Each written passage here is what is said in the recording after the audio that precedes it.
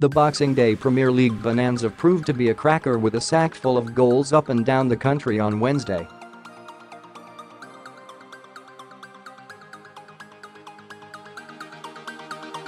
Liverpool strengthened their lead at the top of the table with victory over Newcastle as Tottenham moved into second after another defeat for Manchester City at Leicester.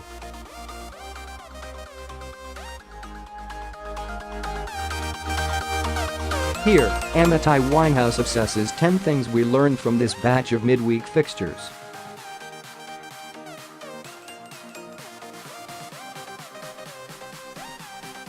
1. Jurgen Klopp said he wants his Liverpool side to create their own history. Well, how about some precedent not filtered through the Anfield lens? Only 3 teams had been unbeaten at the halfway stage of a Premier League season before Wednesday.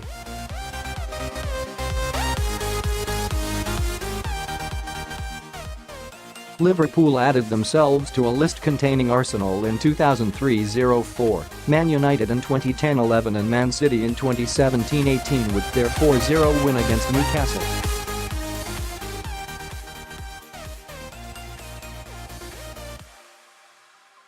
You may note that all of those sides won the title. Whether or not Klopp is dampening down title talk, they're beginning to look a lot like probable champions.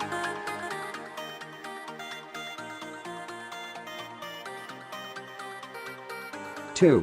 Statistically, the new manager bounce does not really exist. The idea of the shackles coming off depends on the people involved in the change, not just by sacking and appointing.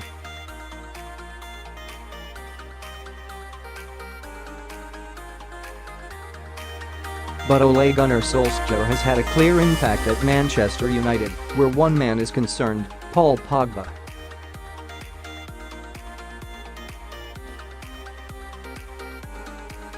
His double against Huddersfield gave him 4 goal involvements in the 2 games under Solskjaer, 2 goals, 2 assists.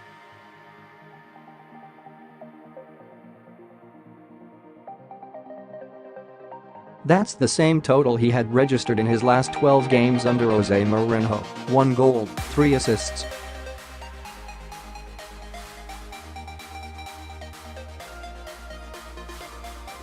Whether it is motivation or instruction, Solskjaer is working for United's crown jewel.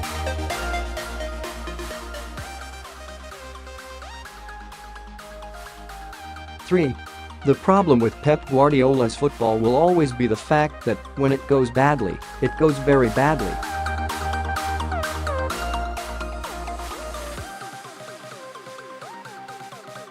This is the first time they have lost 2 in a row in the Premier League since December 2016.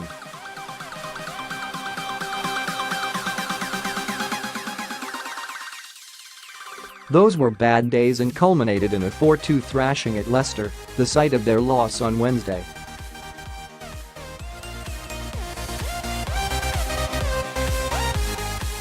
This also had the hallmarks of that era, not least the fact Ederson conceded from his first shot faced.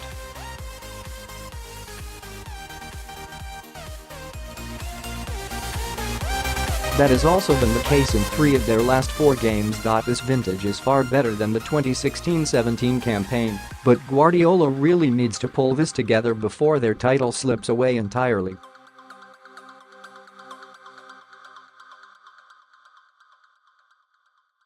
Four. Fernandinho was absent at the King Power Stadium, and it is staggering just how important he is to the City team and how atrociously they have planned his succession.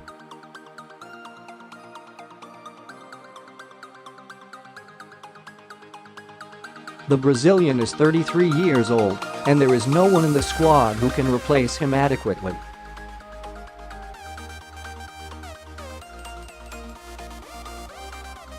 City have won just 59.3% of games without him under Guardiola, compared to 71.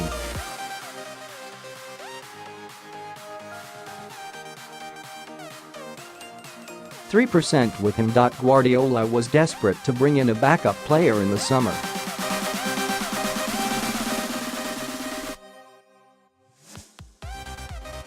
He knew then what his absence would mean.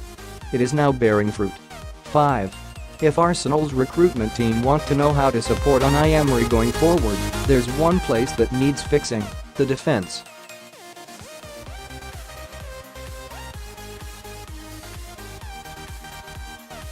They have stars up front in Alexandre Lacazette and the brilliant Pierre-Emerick Aubameyang, but their backline is weak.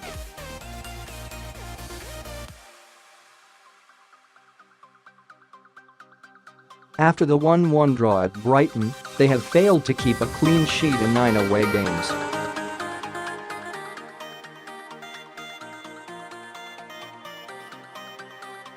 That's their worst run since October 2010. Midfield and attack are finally in shape.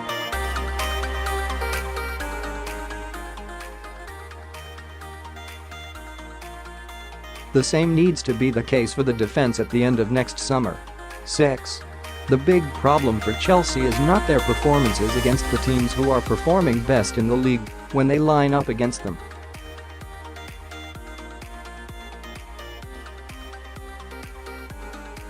Watford have been in good nick recently, winning 2 on the spin before their defeat against Maurizio Sarri's side.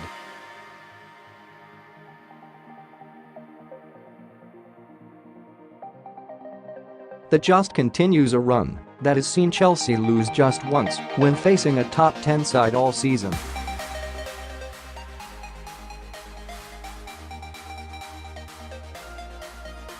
His philosophy is perfect for beating the best. They are the opposite of flat-track bullies.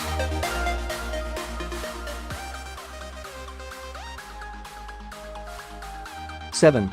Tottenham are facing a problem in the summer, and it may be more important than the situation brewing around Mauricio Pochettino.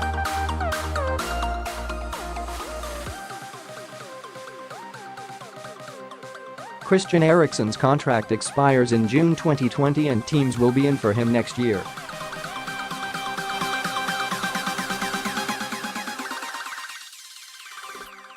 They need to decide whether to cash in or try and get another season out of him. If the Dane leaves, they will be diminished.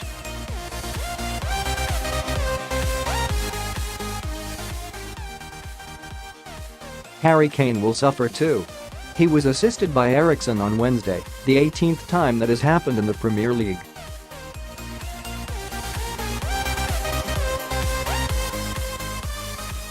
Only Frank Lampard to Didier Drogba, 24, Darren Anderton to Teddy Sheringham, 20, and Steve McManaman to Robbie Fowler, 20, have assisted a teammate more in the top flight since 1992.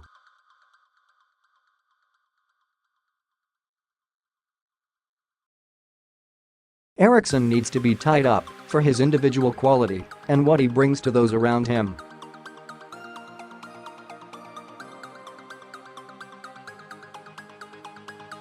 8. It took until November 21 for Ryan Sessegnon to score his second league goal last season. He ended with 16.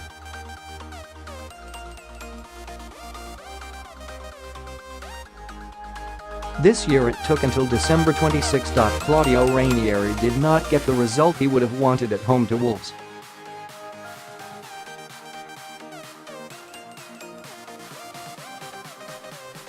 But a draw was better than a defeat. And Sessegnon, off the bench, played his part.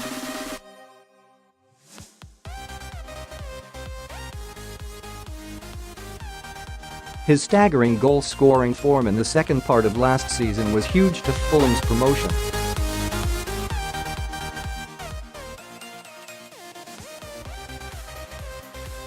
As he rose, so did the Cottagers. The hope for him now is that this is the start of another run.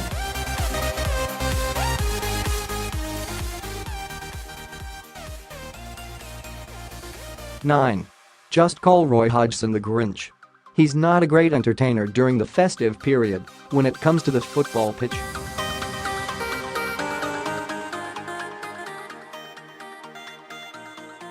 The former England manager led Crystal Palace to a 0-0 draw on Wednesday when they hosted Cardiff City despite having 31 shots on goal.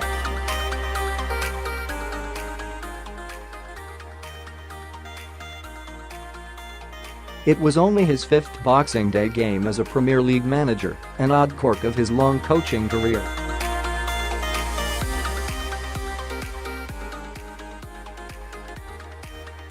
Bizarrely, he has drawn every one of them 0-0. No wins and no goals for his fans to enjoy.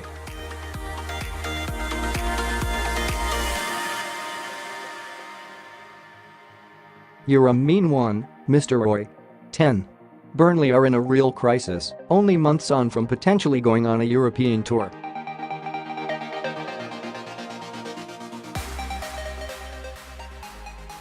And the problem is obvious. Their once superb defense has stopped performing. They have already conceded 41 goals this campaign, 2 more than they managed in the whole of last season.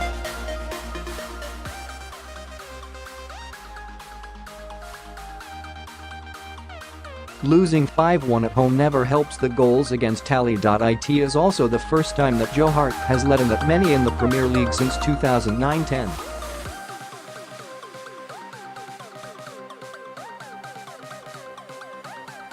Sean Dyche needs to fix this, or his team are going to go down.